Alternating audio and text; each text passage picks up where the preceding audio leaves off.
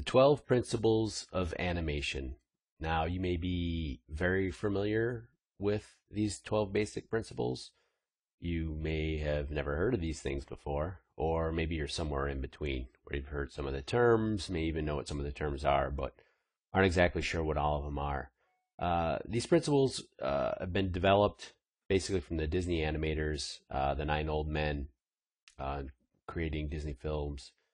They kind of came up with them, as they went along to really set the bar for their animation. And they were the 12 basic things that they felt were imperative to quality storytelling and animation and what they were trying to achieve in their films. So what I want to do is I'm just going to go over these really briefly now, all 12, and then we're going to jump into Maya and kind of go into these principles a little bit more in depth. So you really can understand them and know how to apply them to your own work when you're animating. Now, these 12 basic principles are not only used in film, but they're used in any kind of animation. They can be used in, obviously, in game animation. We all use them. Film animation, TV animation, web animation. It's really anything, even for website animation, for animating buttons and things like that. The really best of the best use these principles in some form or another to create the best looking animation and get the best results from what they're animating. All right, so let's take it from the top here. These 12 are in no particular order. We're going to start off with timing and spacing. All right, timing refers to the number of frames for a given action, which basically translates to the speed of that action. The slower the action, the more frames are going to be used. The faster the action, the fewer frames an object's going to have when you're animating. Correct timing makes objects appear to abide by the laws of physics, and that will give the audience the belief that the object is real within the world that it exists. Now, when you use timing correctly, your characters will have proper weight to them and be more convincing to the audience. And that's key. And when I say audience, you'll hear me say that a lot. That can mean, the film audience, the person that's playing the video game. They're all the audience, people that are watching and participating in what it is that you've done as an animator. All right, number 2 is anticipation. Basically, anticipation is used to prepare the audience for an action and to make an action appear more realistic and to keep the audience from missing an upcoming action that may be extremely fast. So think about, before you jump, you squat down. That's the anticipation, so squatting before jumping up in the air. Or when you throw a ball, there's that wind up and then the throw. Now, if you're animating either one of those two things and you don't have that anticipation and the character just pops up or suddenly throws a ball from, standing position, the audience might be confused for such a quick action to happen and they're not prepared for it. So anticipation is used a lot to preparing the audience for, an upcoming action. And it's also gives that animation, a sense of realism. Now, in games, a lot of times we can't use anticipation as much as we'd like. And the reason being is that, first and foremost, gameplay is at the top of the list of importance, and everything is subservient to that.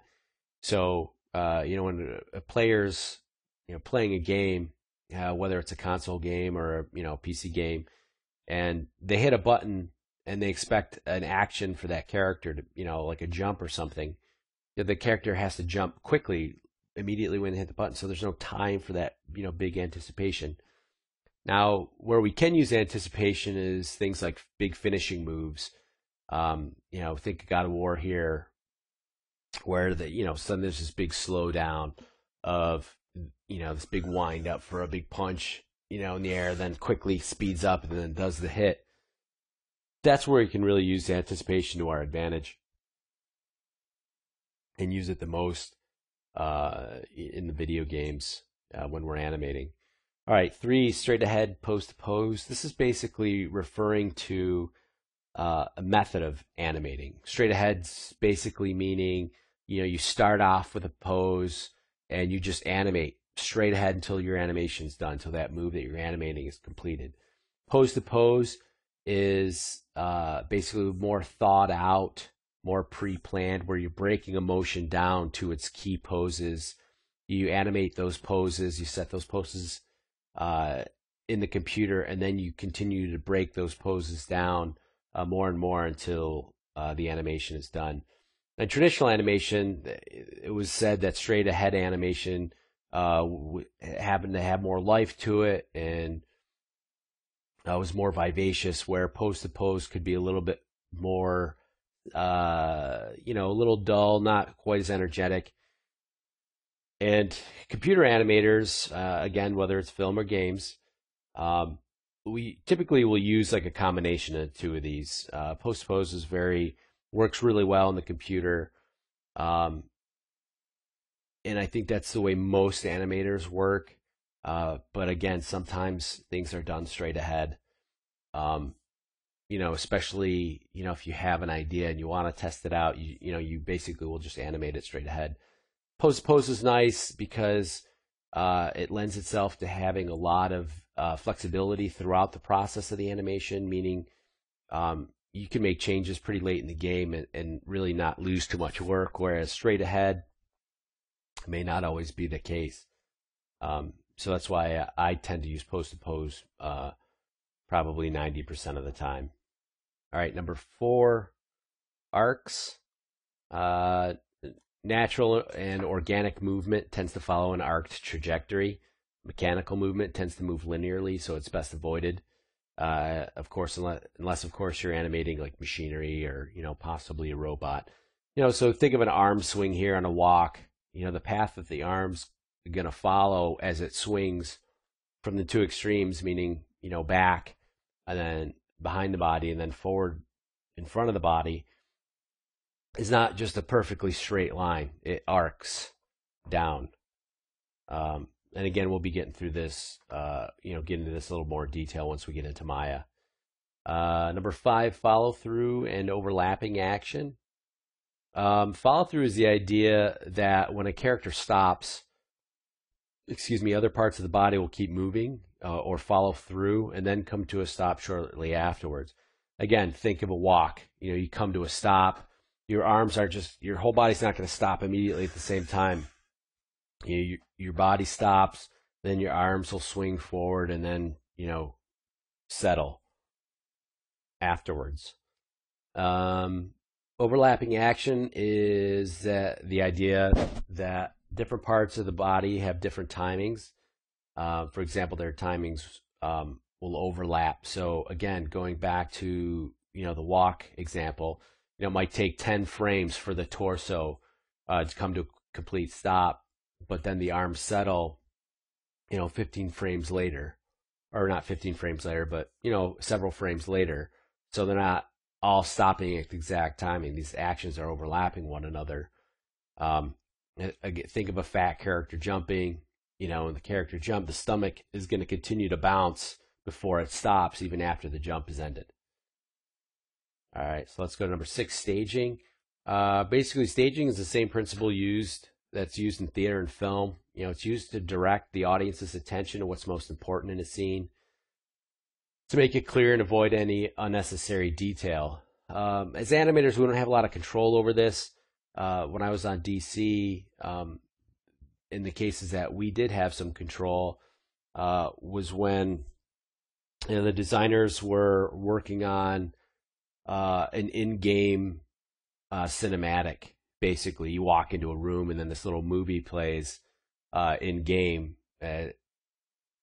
And we'd work with the designers. I know one of the animators would actually storyboard the scene out, because a lot of times designers aren't familiar with, cinematics and, photography and, the best camera composition and things like that.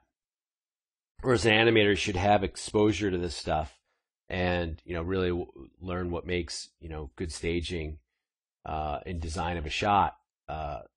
So that way, when it's presented to the players, it's much more engaging and the action's not off screen, or you run the risk of losing the players if that's the case. So it was really cool being able to work with the designers as they kind of built the stuff, and we kind of helped them in certain cases to design the scenes.